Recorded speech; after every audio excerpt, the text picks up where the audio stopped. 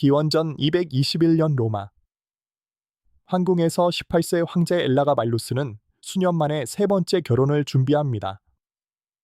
그의 신부는 로마에서 가장 존경받는 철학자이자 황제였던 마르쿠스 아우렐리우스의 혈통을 잇는 여인 안니아 파우스티나입니다. 엘라가 말루스의 시리아 출신과 기괴한 행동으로 로마 엘리트들로부터 멀어진 그는 안니아의 귀족 혈통이 제공하는 정당성이 필요했습니다. 하지만 오만과 착각에 빠진 엘라가 말루스는 정당성이 양날의 검이라는 사실을 이해하지 못합니다. 결혼식 잔치에서 친위대 지휘관들에게 둘러싸인 그는 자신의 절대적인 권력을 과시하기 위해 제안을 합니다. 그녀를 데려가세요. 너희들 중 누구든. 너희 모두.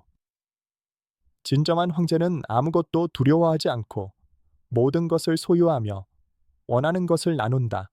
근위병들은 서로 눈빛을 교환합니다.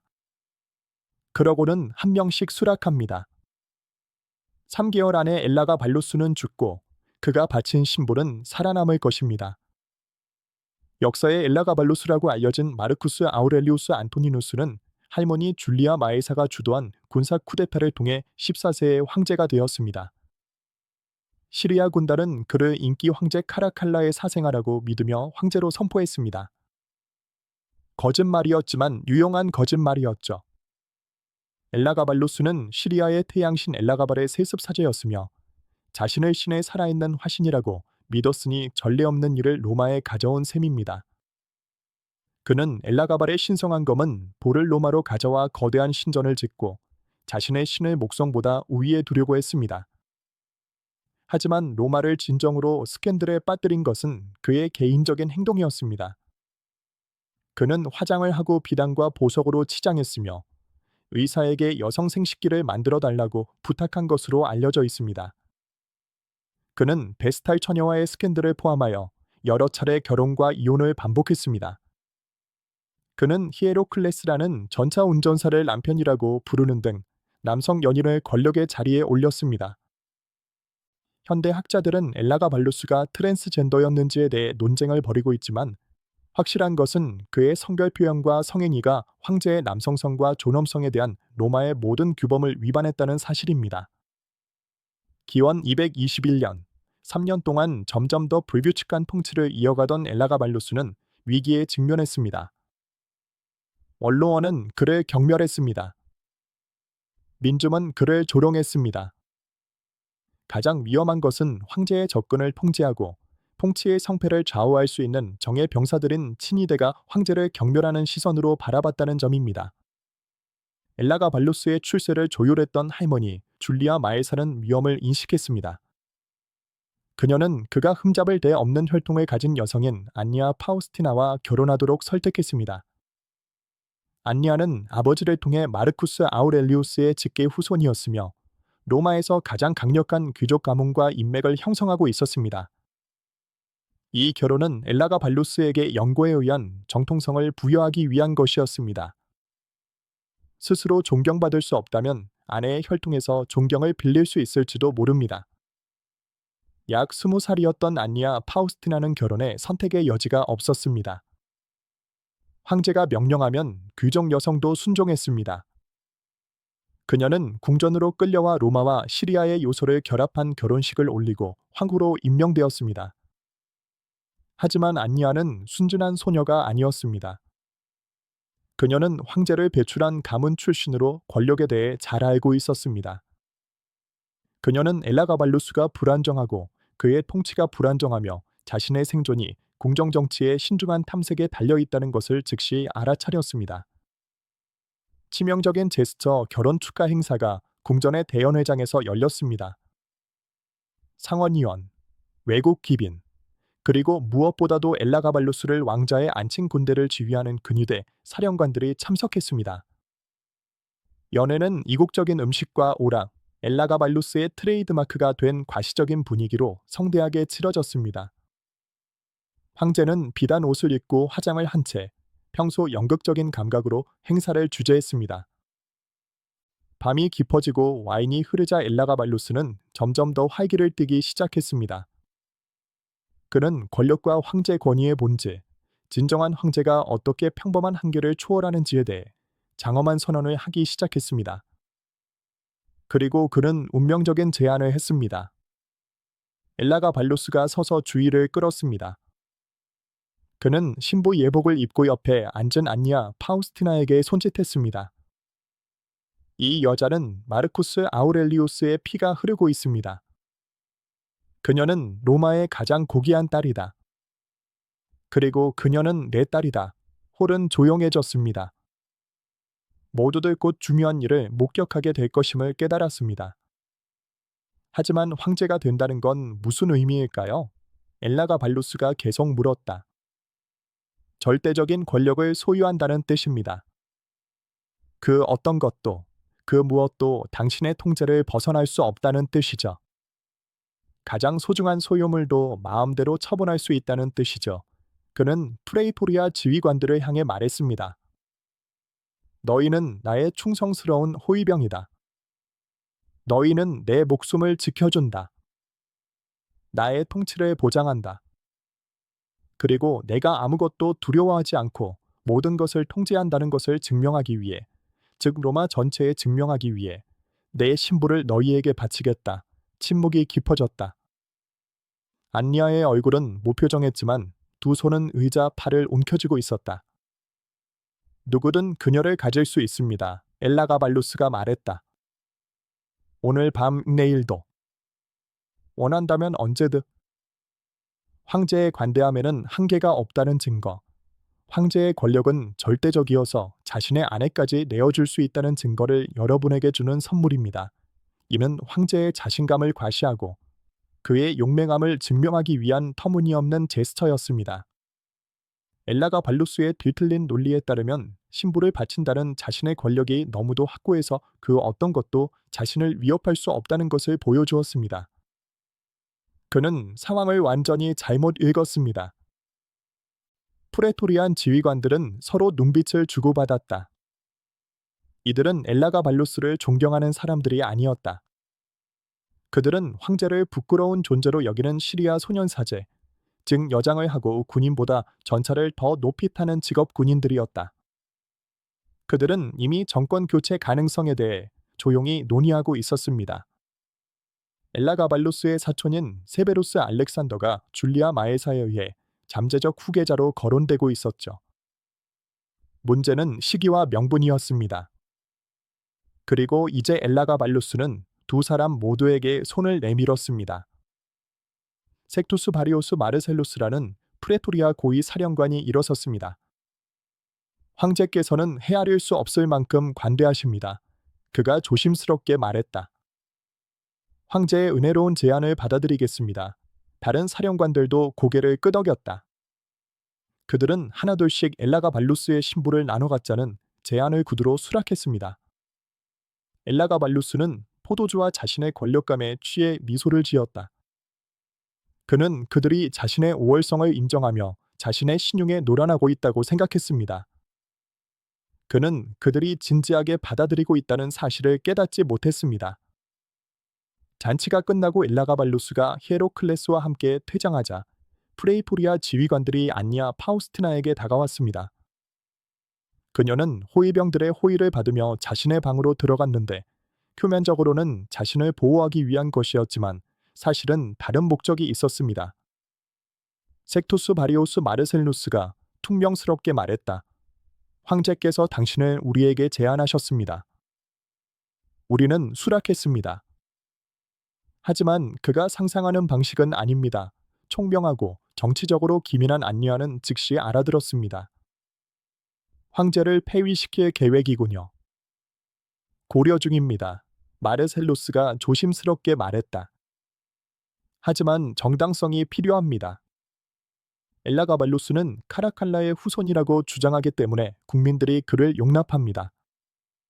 그를 제거한다면 우리의 행동을 정당화하기 위해 의심할 여지 없는 황실의 피를 가진 사람이 필요합니다. 세베루스 알렉산더여, 안니아가 말했다. 줄리아 마에사의 다른 손자죠. 네. 하지만 알렉산더는 겨우 13살이에요. 섭정과 고문이 필요하겠지.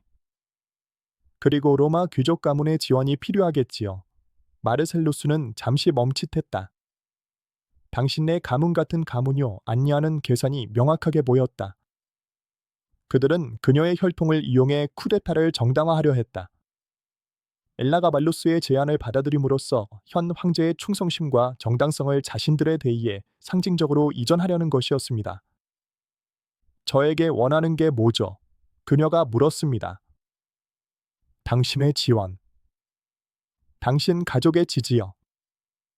그리고 우리가 행동할 준비가 될 때까지 침묵해 주세요. 안니아는 생각했다.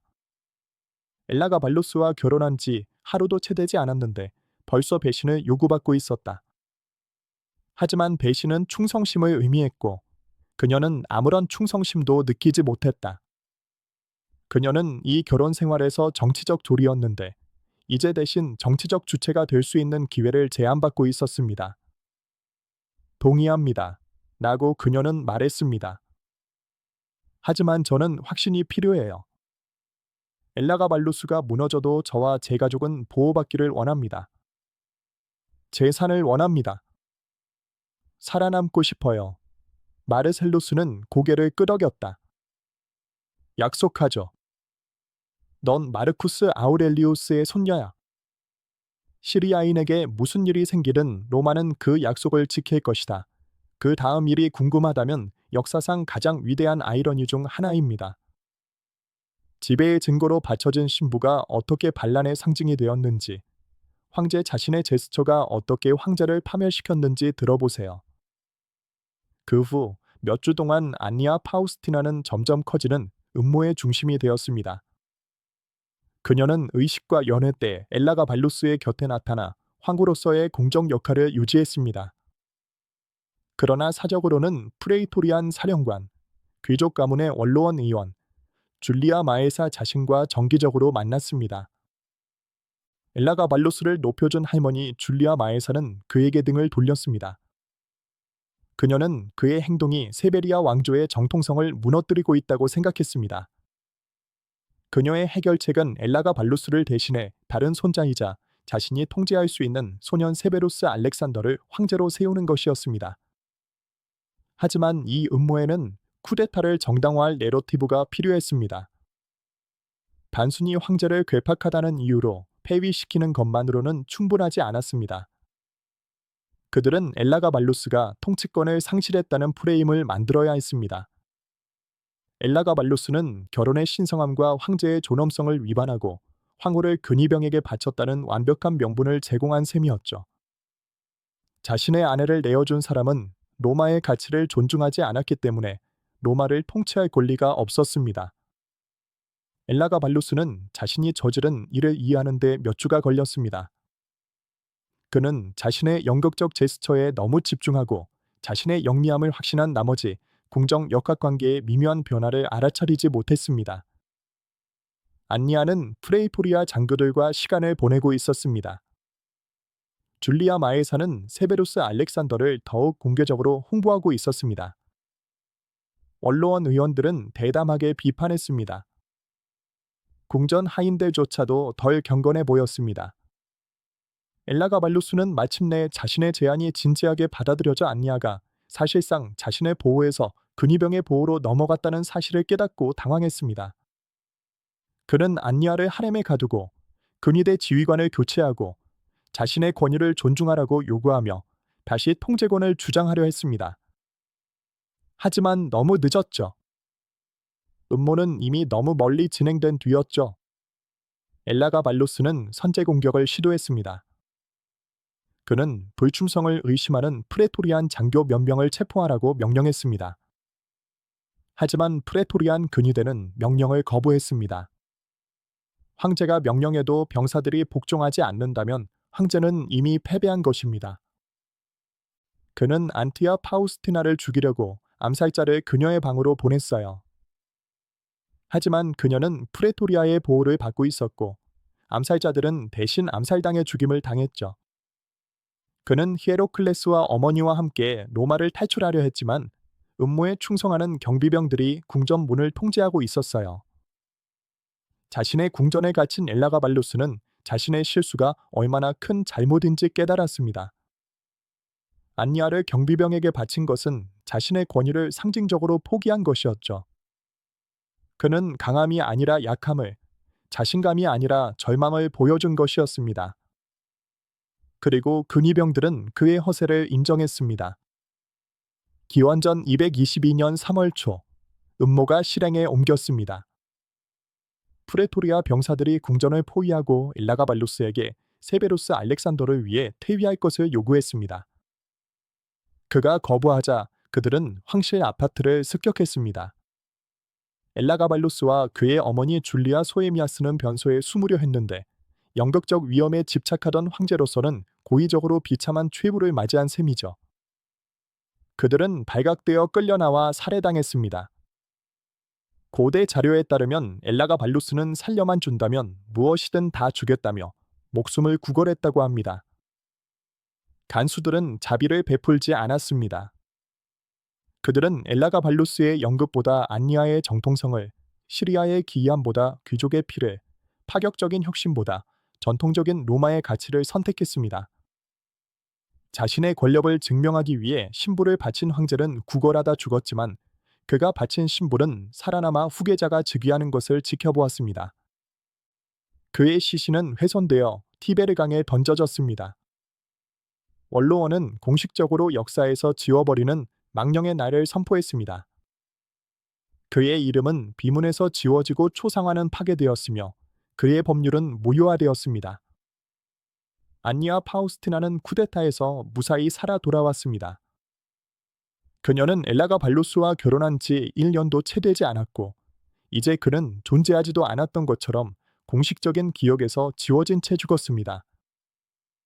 새 황제 세베루스 알렉산더는 13살이었으며 할머니 줄리아 마에사와 어머니 줄리아 마마야의 전적인 통제를 받았습니다. 이들은 음모에 유용했던 안니아를 박해하는 데 관심이 없었고 귀족 가문의 인맥은 여전히 귀중했습니다. 안니아는 넉넉한 연금과 함께 가족 영지에서 은퇴할 수 있었습니다. 그녀는 재혼하지 않았고 서기 223년 이후에는 역사 자료에서 그녀에 대한 기록이 사라졌습니다. 그녀는 황실과 가까워지는 것의 위험성을 알고 있었기 때문에 정치를 피하며 조용히 살았을 것입니다.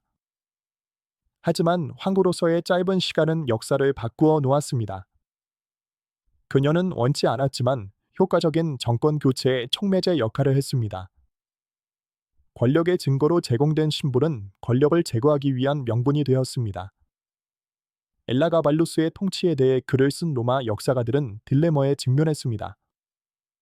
그들은 그를 로마 역사상 최악의 황제로 비난하고 싶었지만 동시에 그가 어떻게 몰락했는지도 설명해야 했습니다. 근위병들에게 신부를 바쳤다는 이야기는 너무 완벽해서 그가 통치하기에 부적합하다는 것을 보여주는 동시에 쿠데타에 대한 명확한 정당성을 제공했습니다. 사건 직후 카시우스 디오는 엘라가발루스가 결혼의 모든 관습과 황실의 존엄성을 위반했으며 심지어 변태적인 관대함의 표시로 자신의 아내를 근위병에게 바쳤다고 언급합니다. 그러나 그는 그 이후에 무슨 일이 있었는지에 대해서는 자세히 설명하지 않았는데 아마도 전체 이야기가 근위대를 정의롭다기보다는 기회주의적으로 보이게 만들었기 때문일 것입니다. 헤로디아누스는 황제의 신부에 대한 대우가 황제의 보호자여야 할 군인들을 소외시켰다고만 언급하며 좀 더 신중한 태도를 취합니다. 한 세기 후에 쓰여진 는 이 이야기를 기괴한 세부 사항으로 꾸몄는데 일부는 조작된 것일 수도 있습니다. 하지만 핵심적인 이야기는 일관성을 유지합니다. 엘라가발루스가 황후를 근위병에게 바쳤고 이 행위가 그의 몰락에 기여했다는 것입니다. 가장 아이러니한 점은 엘라가발루스가 자신의 제안을 절대적인 권력을 과시하기 위한 것으로 생각했다는 것입니다. 그는 너무나도 안정적이고 누구도 건드릴 수 없는 존재였기 때문에 아내마저도 아무런 대가 없이 내어줄 수 있었습니다. 그러나 경비병들은 그가 이해하지 못한 것을 이해했습니다. 연극보다 더 중요한 것은 정당성입니다. 안니아를 바침으로써 그는 자신의 정통성, 귀족 인맥, 마르쿠스 아우렐리우스와의 연결고리를 상징적으로 제공한 것이었습니다. 그리고 그녀의 정통성이 그의 기이함보다 더 가치 있다는 것을 알아차린 근위병들은 그 제안을 받아들여 그를 교체하는 정당성을 부여하는 데 사용했습니다. 엘라가 말루스는 자신이 모든 것을 소유하고 있다는 것을 증명한다고 생각했습니다. 하지만 그는 권력에 대해 아무것도 이해하지 못한다는 것을 증명했습니다. 현대 학자들은 엘라가 발루스에 대해 기록된 많은 내용이 동양의 영향, 성별 부적합, 성범죄에 대한 로마의 편견을 반영한다고 주장하며 적대적인 고대 자료에서 엘라가발루스를 복원하기 위해 노력해왔습니다. 일부 역사가들은 엘라가발루스가 트랜스젠더 또는 비이성애자였을 수 있으며 고대 자료가 고의적으로 그를 잘못된 성별을 부여하고 악마화했다고 주장하기도 합니다. 이러한 재평가는 중요합니다. 하지만 엘라가발루스의 성 정체성이나 성적 행동을 어떻게 해석하든 그가 안니와 파우스티나를 제안한 것은 치명적인 정치적 계산 착오였다는 이야기에 근본적인 역학관계는 변하지 않습니다. 그는 로마의 정통성이 혈통과 전통, 주요 권력 브로커, 특히 군부의 지지에 달려있다는 사실을 이해하지 못했습니다. 그의 시리아 출신, 종교적 혁신, 성별 표현은 이미 이들 집단으로부터 소외된 상태였습니다.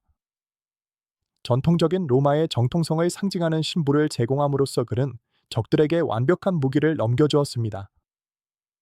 엘라가 말루스의 몰락은 연극적 제스처를 실제 권력으로 착각하는 통치자들의 광범위한 패턴에 부합합니다. 그는 황제가 되면 대가 없이 무엇이든 할 수 있다고 믿었습니다.